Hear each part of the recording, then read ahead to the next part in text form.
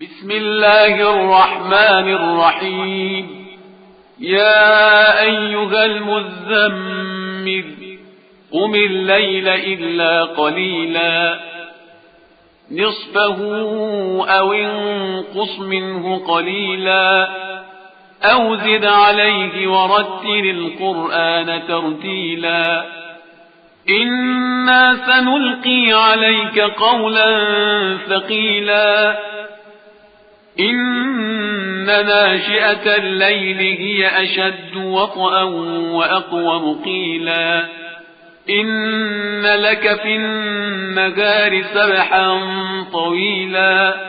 واذكر اسم ربك وتبتل إليه تبتيلا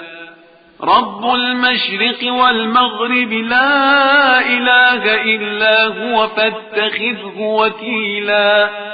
واصبر على ما يقولون واهجرهم هجرا جميلا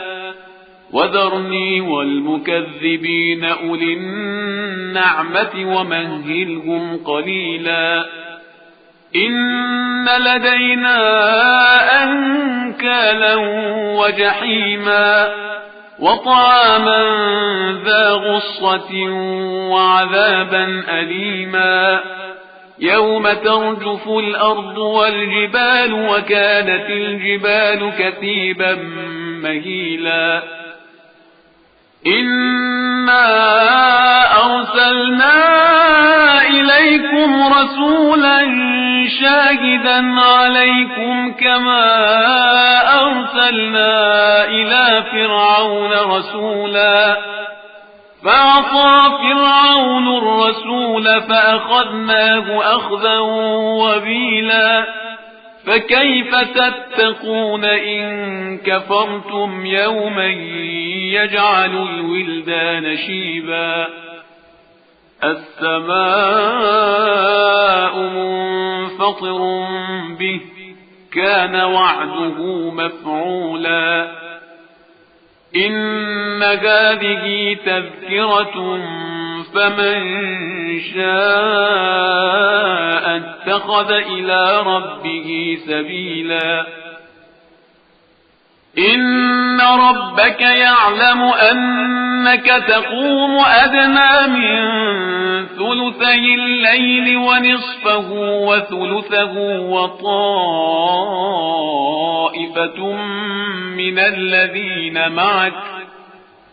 والله يقدر الليل والنهار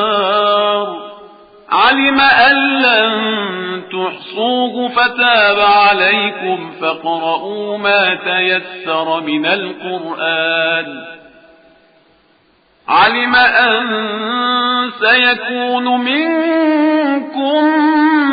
مرضى وآخرون يضربون في الأرض يبتغون من فضل الله وآخرون يقاتلون في سبيل الله فاقرؤوا ما تيسر منه وأقيموا الصلاة وآتوا الزكاة وأقرضوا الله قرضا حسنا وما تقدموا لأنفسكم من خير تجدوه عند الله هو خيرا وأعظم أجرا